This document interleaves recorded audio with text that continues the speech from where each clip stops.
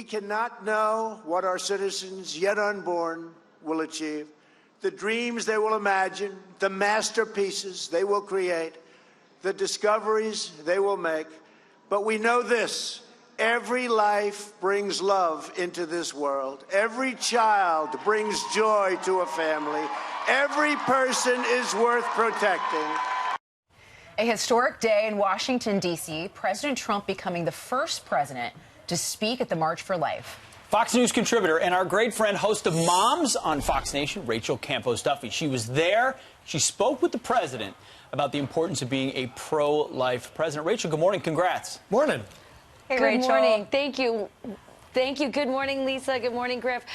It was an amazing day, I have to tell you. Thank you, Fox and Friends, for letting me be out there, because the energy, the love, the joy, the cold, all of it was awesome, because this is truly the biggest and longest running human rights march in history. And I think that's a little bit why the president wanted to be there. I asked him that in this interview that I got to have with him right after the march, so take a look.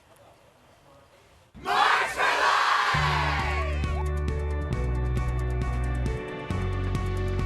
Tell me why you came to the march today. I came to the march because I'm fighting for lives. We just need to stand up for what we believe in. I came here to march for all the babies that are born with trisomy 21, otherwise known as Down syndrome. My daughter, 35 years ago, I was faced with an unplanned pregnancy, and I'm proud to be here with her today. How can you look at this baby and say that he shouldn't live? We are more than a choice. We are. Every single human being is more than a choice. Hey, hey, ho, ho.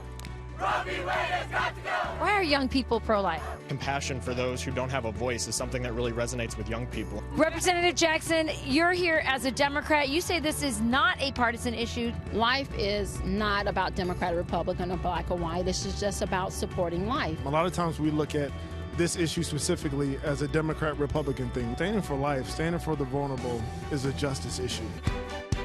Feels like there's a little more energy here. What do you think that's about? There is no question that there is more energy than we've ever been to this march. It's electric. The president's going to be here soon. Everybody's excited. It is my profound honor to be the first president in history to attend the March for Life. What does it mean to you that the president came today? I can't even believe we were a part of history. As an immigrant, I feel wanted, loved. I feel that the president came and he showed his support for life. He has been a pro-life president, and then he really, showed that even more so today. I think it just double downs on the fact that he is pro-life. That was why I voted for him in 2016. The fact that the President Trump came here sends an incredibly strong message that he's not only been a great president, maybe the most pro-life president ever in policy, but the fact that he's standing here side by side with these tens of thousands of people. Why did you want to be the first sitting president to ever address this march? Well, I didn't do it for that reason, but, a lot of groups are under siege in our country, and they have been for a long time before I got here. You know what was happening. Things are changing too rapidly and not good. And so I saw them. They wanted me to make a tape that they play, and I've done it for 3 years now. And I said, I'm in Washington. Maybe I'll just, instead of making a tape, I'll go over it. Now, I didn't know it was going to be this big of a deal, but they have a lot of people out there. And it turned out to be very successful, their most successful one by far. Your administration just announced that they're going to challenge California over their abortion requirements and their insurance.